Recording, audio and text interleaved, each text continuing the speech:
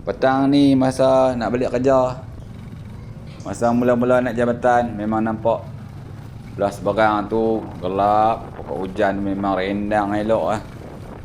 Tapi nampak tu macam belah nak pergi Juru saja yang hujan. Belah Gunung Jerai pun nampak cerah lagi. Dan belah utara memang keseluruhan dia nampak cerah lah. Kalau tengok belah seberang pula, memang gelap sungguh. Tapi memang nampak tu memang ada harapan lah. Kalau turun jabatan tu, kalau boleh tak kena hujan. Kalau nak kena pun sikit-sikit dia. Jadi tak pakai baju hujan pun tak apa. Boleh kata setiap kawasan kecemasan ada motor je berhenti pakai. Inilah yang sepatutnya. Jangan berhenti pakai tengah-tengah jalan. Pakai kat kawasan kecemasan ni macam mana pun tak apa. Ni dah sampai kat seberang Perai. Dah baru turun jambatan lah.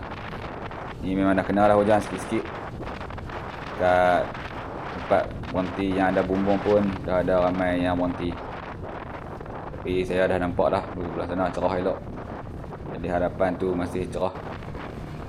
Akhirnya saya dah lepasi kawasan hujan. Dan boleh nampak belah belakang tu hujan tu ada belah kawasan Juru.